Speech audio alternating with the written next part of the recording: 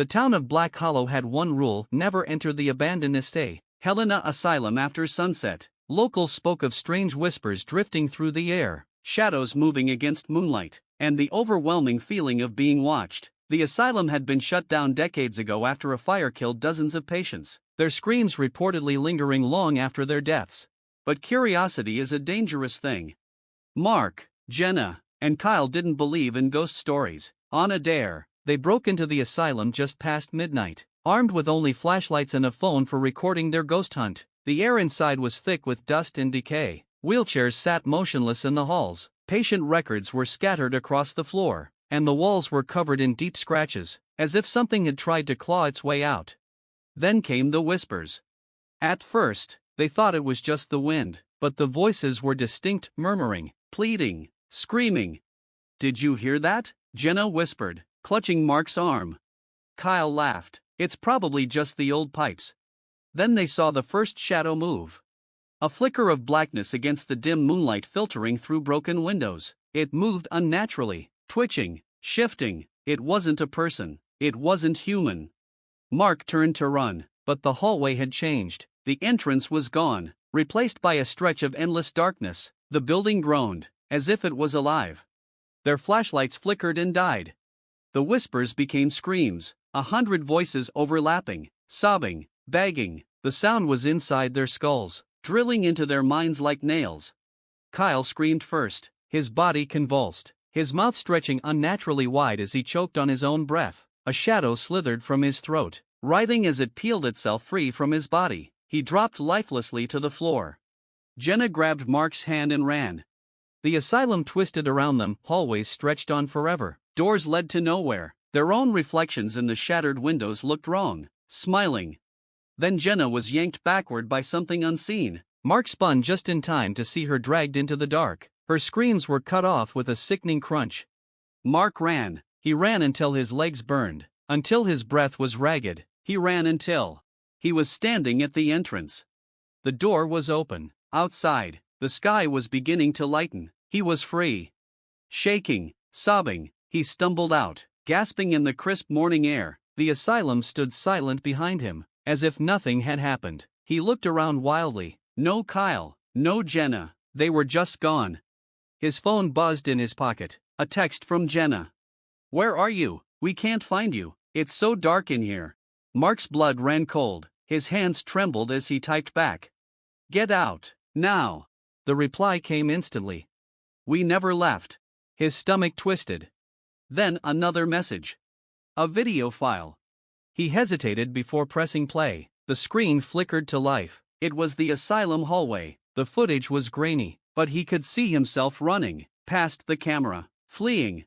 Behind him, in the video, Jenna and Kyle stood motionless in the hallway, their faces twisted in horror. They were screaming for him, but they made no sound. And then, the shadows swallowed them whole. The video cut to black. Mark turned off his phone, his breath coming in ragged gasps. He was safe. He made it out. But then he noticed something. His shadow. It wasn't moving with him. It was watching him. And then, slowly, painfully, it smiled. The whispers began again.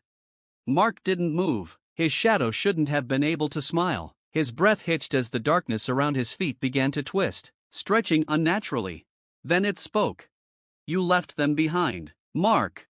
The whisper wasn't a sound, it was inside his skull, crawling through his brain like a swarm of insects.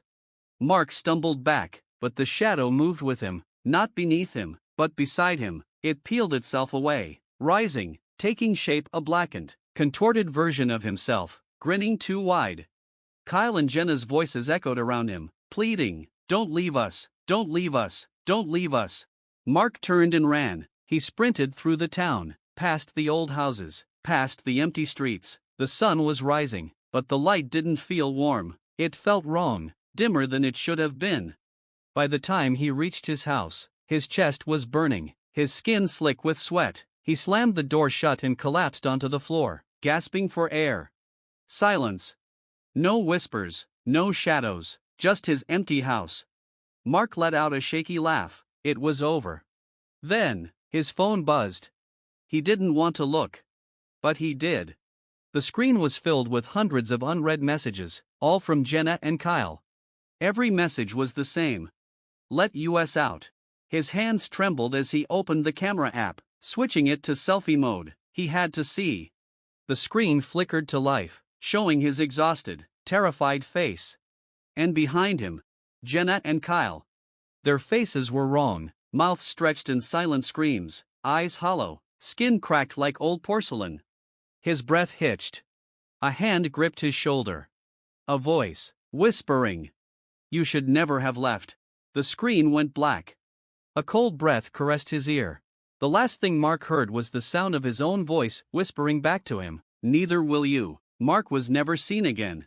But sometimes, if you stand outside, say, Helena Asylum, and listen closely, you can hear three voices whispering from the dark, begging, screaming, laughing. Mark's phone died, not out of battery, it just stopped. Not fully. His mouth was frozen in a twisted, unnatural grin, his eyes black, his skin sunken and cold, his chest didn't rise, his pulse was gone, but when they touched him, his body twitched like something was still moving inside. The doctors couldn't explain it. His heart had stopped, his brain showed zero activity, but his lips kept moving, whispering something so faint no one could understand. So they locked him away. Days passed, then weeks. Mark never decayed, never changed, never moved except for his whispering lips.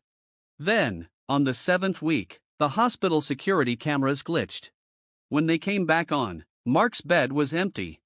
The nurses checked the footage. The seconds before the camera failure showed Mark blinking, his grin widening, his black eyes staring into the lens. Then, for the first time in 49 days, he spoke clearly. Just 2 words. "It's open." The screen flashed. Then nothing. That night, the asylum came alive. The walls bled, the floors cracked, opening into endless pits of screaming mouths. The patients wailed as hands dragged them into the darkness. Shadows slithered out from every corner, twisting into horrors that shouldn't exist, their arms too long, their faces too wide, their smiles stretching past their ears. And Mark? He was everywhere. Reflected in every mirror, standing at the ends of every hallway, his whispering crawled through the air, into the ears of the doctors, the nurses, the patients. And one by one, they started to smile. Now, the asylum is gone. No wreckage, no ruins, just emptiness, like it was never there. But sometimes, late at night, when the world is silent, you might hear a whisper. A voice so faint, so distant, you almost don't notice it. It's open. And if you hear it, it's already too late. Because you'll turn to the nearest mirror. And you'll see him. Smiling. No one ever truly escapes. Not Mark. Not the asylum. Not you. A weight pressed down on him, like the air itself was thick with something rotten. His breath hitched. The room wasn't his room anymore. The walls pulsed, shifting like breathing flesh. The floorboards weren't wood, they were teeth, brittle and yellow, shifting under his weight. The air reeked of decay and something old, something that had been waiting forever.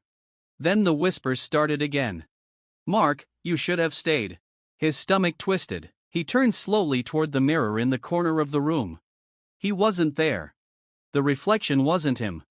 It was Kyle and Jenna, their faces peeled back, their skulls grinning too wide, their black, empty eyes locked on him. They laughed. Then the walls screamed. The floor beneath Mark's feet split open, jaws snapping up, dragging him downward. He clawed at the ground, screaming, but there was nothing to grab onto. The shadows slithered around his wrists, pulling him into the abyss. And then he wasn't falling anymore. He was standing. Back in the asylum. Except, it wasn't the same. The walls were covered in flesh, veins pulsing under the surface. The doorways led to nothing, just endless black voids where something moved just out of sight. He turned and the shadows twisted into figures. The patients, the ones who burned, the ones who screamed. Their faces were melted, their fingers long and broken, their mouths stretched into endless, gnashing grins. They whispered in unison. "You're home now." Mark tried to run, but his legs weren't his anymore. They jerked against his will, dragging him forward. His hands lifted, shaking. The skin on his fingers was peeling back, revealing black bone, his fingernails turning to claws. He wasn't Mark anymore. He was becoming them. A voice slithered into his ear, cold as death. The others? They left. Mark, they escaped. But you took too long. Now, you will stay. The walls around him pulsed, laughing, breathing. The whispers grew into screams, 100 voices shrieking, overlapping. And deep inside himself, Mark felt his mind splitting, fracturing, falling apart like rotting paper. He opened his mouth to scream, but all that came out was laughter. His voice melted into the endless echo of the damned. And he never stopped laughing. They found Mark's body in his bedroom, but he wasn't dead. Mark didn't die. Because death would have been mercy. The asylum was gone, erased from existence. But Mark? He wasn't erased. He was something else now. Something that shouldn't be. 3 years later, people started disappearing. Not in the usual way. No bodies, no evidence, no last known location. Just gone. 1 minute, they were there. The next, they never existed at all. Families forgot their names. Friends lost memories of them. Birth records, photos, texts wiped clean. Like reality had been rewritten. But some people, just a few, felt something wrong. Like a name they should remember but couldn't. A hole in the world where someone used to be. And then the whispers came back. Faint enough that people ignored them at first. Where are you? Why did you leave? Please, come back. Then the whispers turned to screams. And then the mirrors started changing. 1 week later, surveillance footage from a subway station caught something impossible. A man, blurry, indistinct, walking through the crowd. No one noticed him, no one reacted. Until one woman, Elena Carter, 26, stopped, stiffened, her head jerked sharply, like something had snapped inside her mind. She turned, looked directly at the camera, and smiled. Not a normal smile. Her lips peeled back too far, her eyes sank into black pits, her face twitched, like she was fighting something inside her own body. Then, she opened her mouth. But her voice didn't match her lips. The whisper came from somewhere else. It's open. The camera glitched. When the feed returned, Elena was gone. And so was every single person in that subway station. The new world. There is no asylum anymore. There is only him. Mark is everywhere now, in every reflection, in every shadow, in every whisper that crawls through the dark. He doesn't take you all at once. No, that would be too kind. First, you hear your name in a whisper. Then, you start forgetting things, small things at first, a childhood memory that feels distant, a face you should recognize, but don't. Then people start forgetting you. Your friends stop replying to your messages. Your parents hesitate when they say your name. Photos of you start fading. And one night, when you're alone, you see him. In the mirror. Standing behind you. Smiling. Then the lights flicker, the world bends, reality shifts. And you are gone. No body, no trace, no memory of you ever existing. Because you never did. You're just an echo now. A whisper. And soon, you'll be calling for someone else. Because it's open. And it will never close again.